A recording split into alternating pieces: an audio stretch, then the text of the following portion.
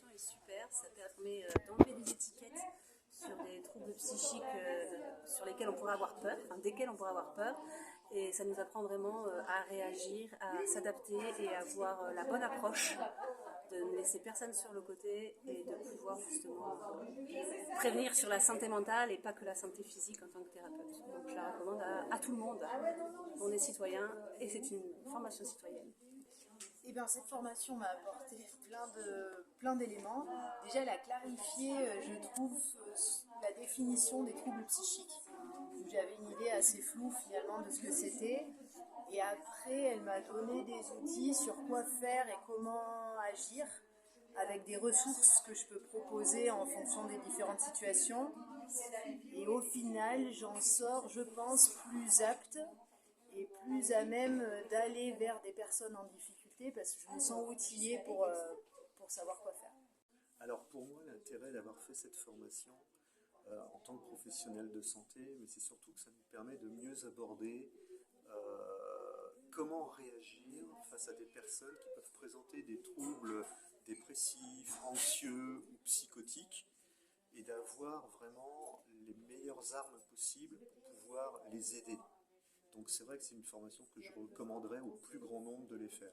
La formation PSSM donne des informations très denses en 2 jours. On traite les troubles les plus courants. La grande ressource pour la formation, c'est le manuel, qui est basé sur des études scientifiques.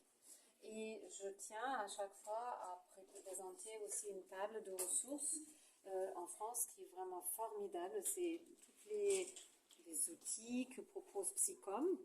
Ils ont un site, il y a toutes ces brochures que j'amène sont aussi téléchargeables gratuitement, qui peuvent être intéressants à la fois pour la personne qui est le secouriste en santé mentale, mais aussi bien sûr pour les professionnels dans la salle d'attente. Ça informe très bien sur les différentes questions qu'on peut avoir concernant les questions de santé mentale.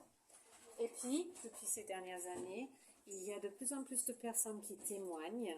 Par exemple, Lisa Mandel est une usagère qui elle-même est passée par le processus de rétablissement et qui fait une BD sur le rétablissement, où il y a plusieurs personnes, à la fois usagers et professionnels du soin psychique, qui ont fait une BD sur les troubles anxieux. Il y en a un aussi, Mademoiselle Caroline, qui a fait une BD sur les troubles dépressifs. Voilà, donc ça c'est différents outils qu'on peut utiliser aussi pour approcher une personne.